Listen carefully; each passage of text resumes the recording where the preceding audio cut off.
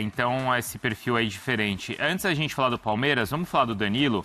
Tem notícia aqui no ESPN.com.br, eu tô tentando abrir aqui da dívida, né? A matéria do Diego Garcia, não foi, Felipe? Foi Diego Garcia que o staff do Danilo cobra 6,6 milhões do Botafogo. Então tá aqui, é uma situação bem complicada que já é uma reclamação antiga, né? Mas pode ler aí, Bruno. Botafogo não paga acordo e é acionado na justiça por agentes do Danilo que cobram 6 milhões e 600 mil reais. Então, a ação aconteceu na sexta-feira por não pagar o acordo por comissão na transferência do atleta. Ela alega que a SAF não cumpriu um acordo que foi feito no dia 27 de março e homologado na justiça. Tá vendo aí, Hernan? Olha só. O valor é referente à comissão da transferência do jogador que estava no Nottingham Forest. O Botafogo atravessa a crise financeira enorme e não vem conseguindo quitar diversos compromissos. Vale lembrar que foi no início do ano, foi ali em janeiro e fevereiro, o Danilo, ele até chegou a possibilidade de ele rescindir contrato com o Botafogo, né, que ficou devendo 3 meses de direito de imagem, e a partir do segundo mês você já pode pedir a rescisão indireta na justiça, a rescisão indireta do contrato.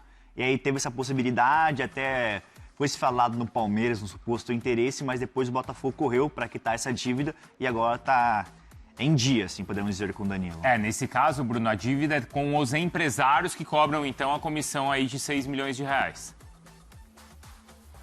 É isso. Aliás, não são os únicos empresários que têm cobrado o Botafogo por conta de valores a pagar de comissões de negociações. Nesse caso, já há justiça no meio. Mas os bastidores já correm informações, e não é de hoje, é do ano passado. E, aliás, foi um dos motivos que fez com que o Botafogo viesse a perder alguns jogadores no começo da temporada e que há o temor para que mais jogadores saiam no meio da temporada, inclusive o Danilo. E aí você percebe, o Danilo pode estar tranquilo, seguro, sereno, jogando em altíssimo nível, pensando em Botafogo, pensando em Copa do Mundo. Mas já falamos aqui, já não é da semana passada, tem muito tempo que o Danilo projeta uma negociação, a saída do Botafogo no meio do ano. Essa questão envolvendo os seus empresários, querendo ou não é uma dívida com o Danilo, é uma dívida com os agentes do Danilo. Mas isso tem impacto nos bastidores, tem impacto na hora desses empresários, desses agentes buscarem propostas ou uma eventual saída no meio do ano. O que eu tenho extra aqui, eu sei que o Hernan e o Felipe têm mais informações desse lado. Semana passada trouxemos a proposta recusada pelo Danilo, do Zenit, na casa dos 25 milhões de euros, que envolvia ali o pagamento de uma dívida, o abatimento, né, de uma dívida que o Botafogo tem com o Zenit de 12 milhões de euros por conta do Arthur. Seriam 12, então, da dívida, mais 13 em cash, em dinheiro. E o Danilo não se viu interessado porque não quer o futebol da Rússia, quer um cenário maior, mais competitivo, mais atraente, e que o Botafogo, a novidade para além da notícia exclusiva do Diego Garcia, é que o Botafogo sonha hoje e pede mais ou menos 30 milhões de euros, cerca de 177 milhões de reais na cotação atual. Esse é o preço mágico para o Botafogo negociar o Danilo no meio do ano. Isso sem contar a Copa do Mundo, né? Porque se não existir negociação antes da Copa do Mundo, o Danilo for valorizado na Copa do Mundo, se calhar o preço aumenta. Ele fez no Campeonato Brasileiro 9 jogos. Lembrando que tem um limite de 12 para ele ser transferido para outro, para ele poder jogar e defender outra equipe aqui no Brasil. Sim. Mas dificilmente a gente vai ver o Danilo permanecendo aqui, né, Hernan? Se for negociado. E Europa, né? Europa, Copa do Mundo, o cara vai brilhar. E assim, até o pessoal pode perguntar de Palmeiras. O Palmeiras só entraria num negócio aí diante dessas notícias de entrada na justiça, por falta de pagamento, por questões financeiras e tal. O Palmeiras só entraria num negócio, só faria uma oferta se o Danilo ficasse livre. Porque o Palmeiras entende que 30 milhões de euros não é uma grana que está dentro da realidade do próprio Palmeiras, dentro do bolso do próprio Palmeiras. Mas o Palmeiras conseguiu o Arias por 25, o Vitor Roque por 25... Mas é porque, assim, tem todo um pacote e um planejamento. Você tem um jogador que você vendeu por muito menos, aí você vai comprar por muito mais. Diferente quando você faz uma oferta para um jogador que está livre no mercado. Você acerta salário, paga a luva e, volta aqui a jogar comigo, vem brilhar aqui. Mas o Palmeiras vê também que existe uma concorrência do futebol europeu, principalmente depois desse pós-convocação para a Copa e praticamente estar na Copa do Mundo, que vai acabar dificultando qualquer tipo de situação. o Danilo gosta muito do Palmeiras, tem muitos amigos lá dentro, tem muito respeito. O Palmeiras gostaria de ter a volta dele, mas o caminho é ladeira, assim, né? Hoje é uma ladeira que você tem que subir. E até porque, assim, o Botafogo ele não tem a intenção de reforçar um outro rival brasileiro, né? Assim, mas aí a gente pensa também, né, velho, que, tipo, tem que ver se o Botafogo vai ter condições de manter o Danilo. Eu acho que não. Em condições normais, acho que não, óbvio que o Botafogo não vai querer reforçar um time que está brigando pelo título, ainda mais que brigou por títulos em temporadas atrás. Mas acho que aí a questão é outra, a questão é financeira. O Botafogo vai ter grana para manter o Danilo? Me parece que não, me parece que vai ter que fazer uma venda. E o Botafogo precifica o cara em 30 milhões de euros. Para começar a conversar, Para começar a conversar. Aí convocado, aí Copa do Mundo, de repente ele mete um gol lá na Copa. Já vira titular da seleção. Titular da seleção. Estamos falando de possibilidades, tá? A gente não tá aqui querendo colocar ninguém. 30 milhões de euros pré-Copa. Pré-Copa, exato. Acho que a questão é mais financeira. Segurar para não liberar para um rival. Cara, aí você tem que fechar o Botafogo se o Botafogo vender para o Palmeiras um preço baixo. Exato. Ou vender para o Flamengo. Né? Então, não me parece ser esse o movimento, principalmente que os caras que estão lá são muito competentes, o Alessandro Brito, todo mundo que está lá. Mas a questão hoje é mesmo financeira. Vai ter grana para conseguir segurar o jogador? De todos os problemas que o Botafogo está passando, fica a dúvida. Tem várias questões nesse Danilo, né? Por exemplo, o Botafogo, a informação que ele não quer negociar com outro time brasileiro, e aí falam que só 2 times no Brasil me falaram que tem potencial para contratar o Danilo. E é óbvio, Palmeiras e Flamengo. O Danilo Cruzeiro tem muito... também, né? Mas o Cruzeiro, eles falaram que alegaram a questão que já contratou o Gerson, teve muitos gastos e tudo mais, então Palmeiras e Flamengo.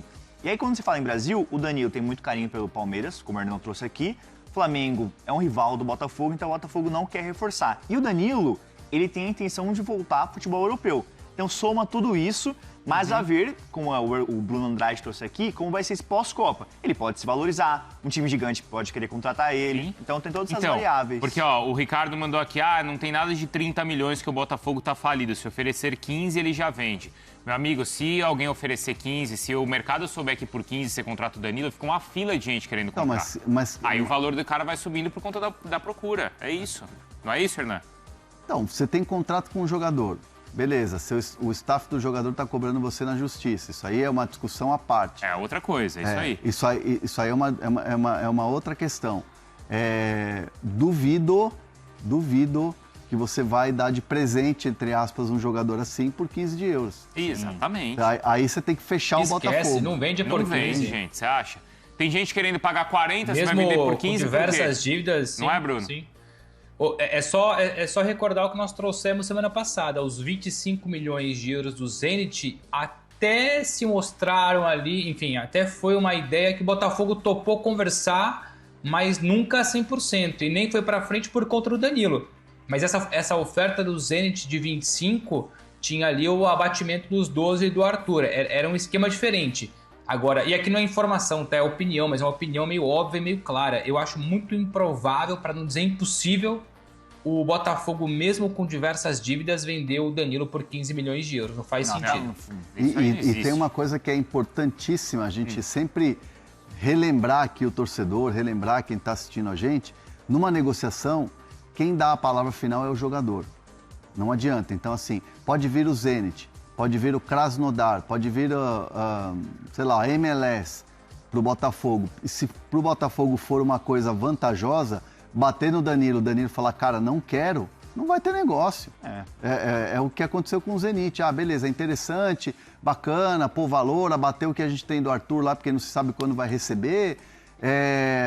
Cara, mas assim, o jogador não quer, então tem que ser algo que o jogador queira ir. E a gente sabe que o plano A dele é o futebol europeu, é uma grande liga, uma Premier League que ele tem vontade de voltar a jogar. E caso aconteça alguma coisa de ficar livre no mercado e o Palmeiras se apresentar como algo interessante, o Danilo tem muito carinho pelo Palmeiras e isso ele já deixou bem claro para quem está na direção hoje. Olha, vem deixar esse like aqui para mim, por favor.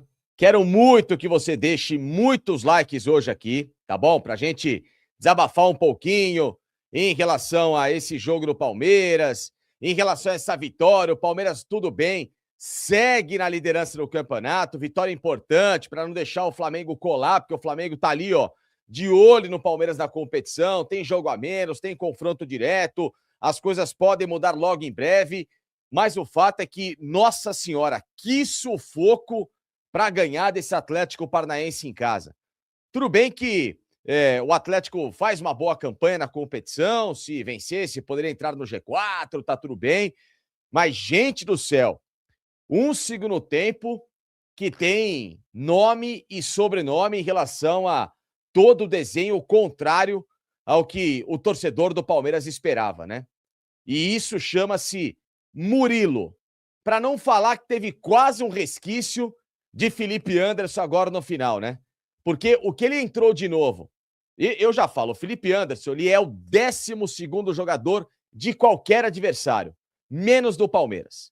Ele sempre entra para ajudar o rival a puxar um contra-ataque, ajudar um rival a ter uma chance clara de gol, a dar um perigo. Inacreditável como esse cidadão entra, ele consegue em 5 minutos quase estragar o jogo. O Murilo já estragou de uma vez por todas, mas eu falo para vocês, né? E é um déjà vu, porque já vimos Murilo estragar um jogo de Palmeiras Atlético Paranaense naquela fatídica semifinal de Libertadores em 2022, com uma das expulsões mais imbecis que eu vi na vida, um jogo em que o Palmeiras tinha faca e queijo na mão para se classificar para a final e ficou pelo caminho por causa desse Murilo, que fez o Atlético empatar o jogo em casa naquele 2-2 que nos eliminou depois da derrota no primeiro jogo lá em Curitiba por 1-0. E hoje, de novo, né? O Palmeiras que fez um primeiro tempo sufocando o adversário, marcou bem, saída de bola, mas uma equipe que, eu brinco com vocês, né? O chamado arame liso. O Palmeiras fica rodando, aí levanta para a área, aí uma chance ou outra, aí para variar de bola parada que fez o gol ali com o Gustavo Gomes, mas de resto uma equipe que tem muitas dificuldades para criar em relação a quando tem volume de jogo em relação ao adversário, e no segundo tempo se defendeu como pôde, né? Foi esse sufoco danado, o Atlético não teve qualidade, travou o espaço desse bom jogador chamado Viveiros, que bom jogador que é esse centroavante, um cara, centroavante barra atacante, né? Um cara liso, um cara de muita velocidade, driblador, né? Do jeito que nós esperávamos que os nossos atacantes pudessem ser assim, né?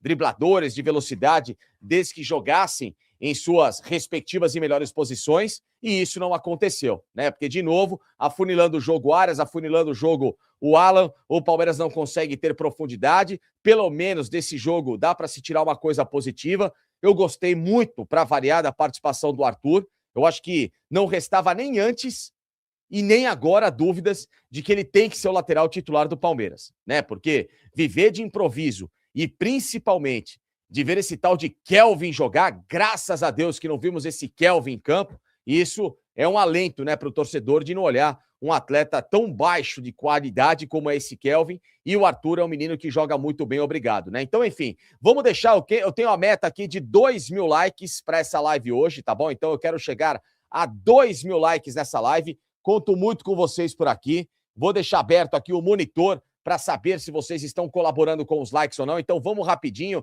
já chegar a 2.000 likes, é um like de cada um, claro, para a gente conseguir bater logo essa meta e rodar as mensagens, conversar com vocês, tirar as dúvidas para a gente discutir o que foi esse Palmeiras 1, Atlético Paranaense 0. Como, por exemplo, o nosso querido Júnior Oliveira, olha esse Murilo, cara já com amarelo, e faz uma falta tosca no meio-campo, tempo inocentando o Luan. É, muito amigo meu mandando mensagem para mim. Pegaram no pé do Luan por muito menos. Um cara que em finais de Libertadores, quando jogou, foi campeão e não ramelou. E Murilo, quando jogou Libertadores, ramelou e ainda numa final, principalmente no ano passado. Essa é a diferença de um para outro, mas ainda há quem insiste em falar que o Luan era um zagueiro azarado, né? O Murilo não. O Murilo nunca tem azar, o Murilo é perfeito, o Murilo é lindo, maravilhoso, só que não, né? Na minha visão. Tô contigo, viu, Júnior? Um abraço para você. Mais uma mensagem aqui, ó. O Murilo, que adora entregar a paçoca, né? Enfim, quem mais aqui, ó? Vamos lá. Quase, como sempre, o Palmeiras faz um gol e para. E além de tudo, claro, a gente sabe, né, que o gol que o Palmeiras fez é um gol de bola parada. É a única jogada que funciona. Por isso que a cobrança do torcedor é sempre essa.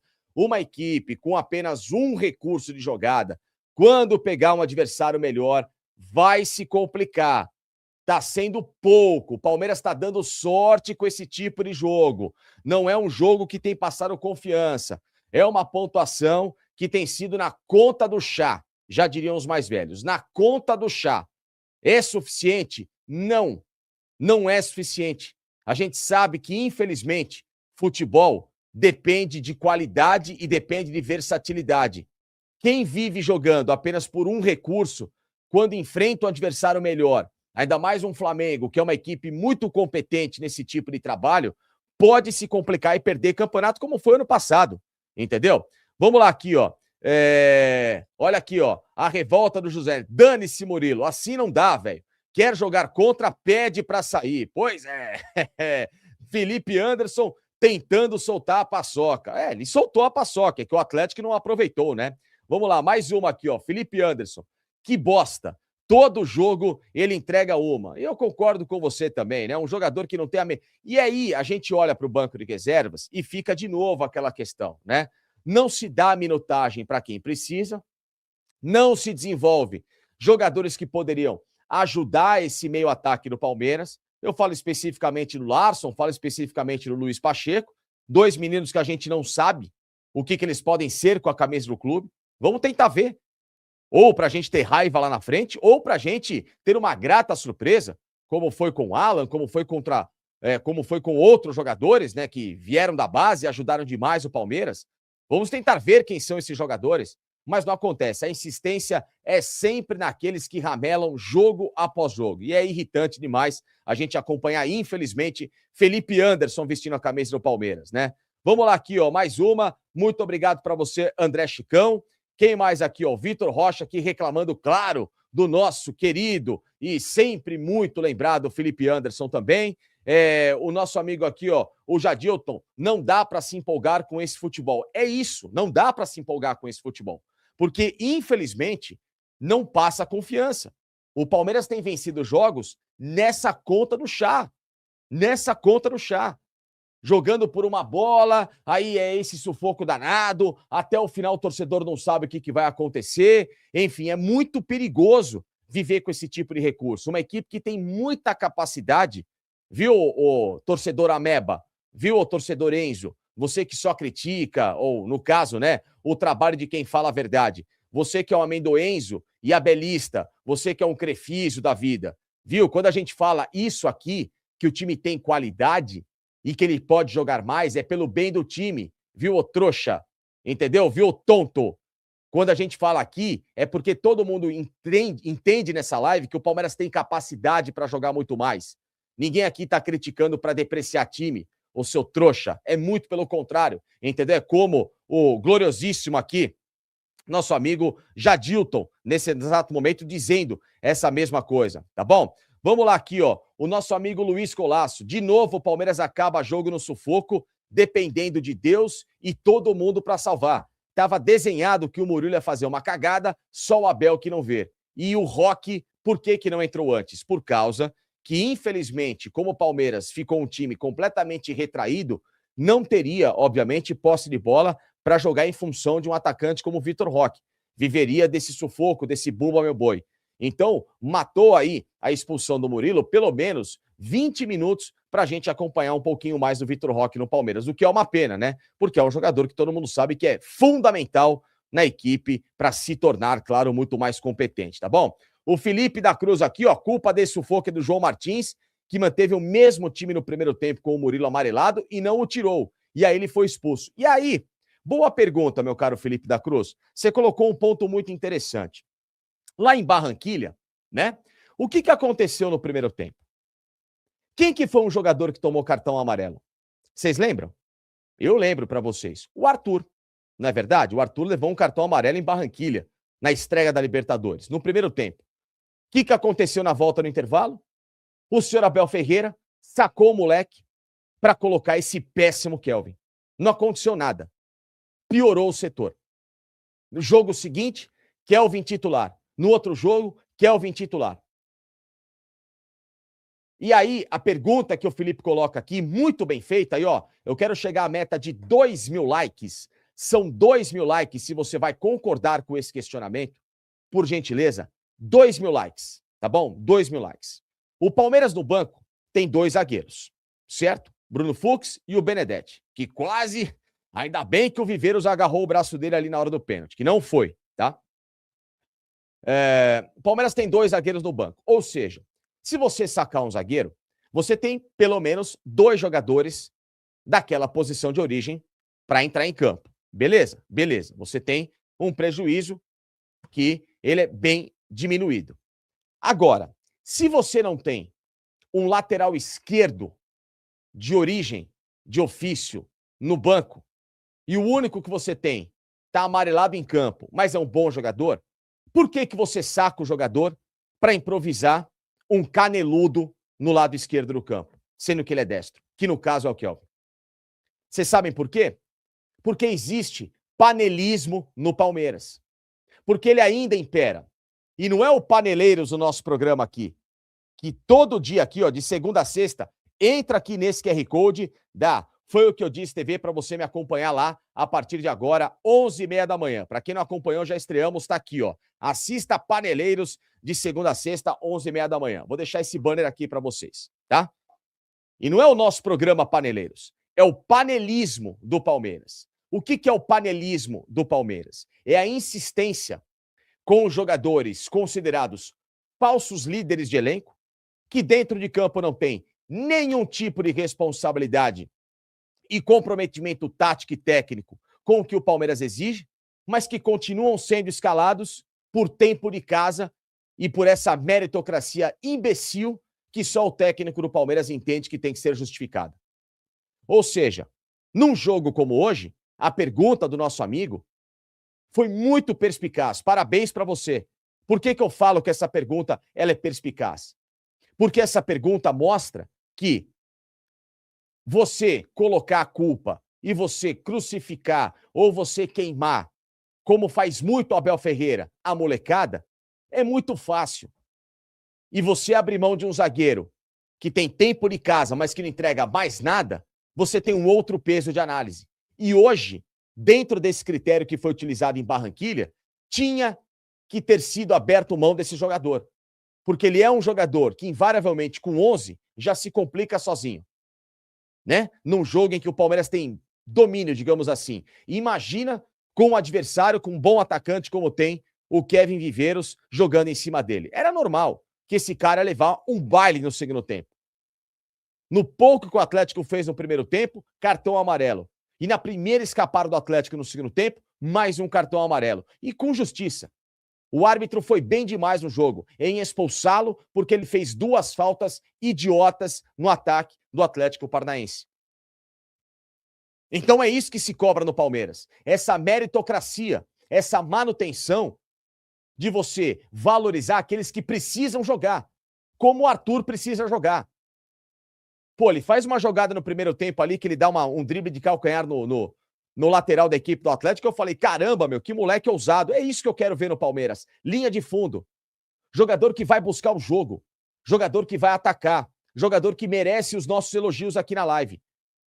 O Arthur, para mim, foi um dos poucos em campo hoje que conseguiu se salvar com um bom futebol, atacando e se defendendo.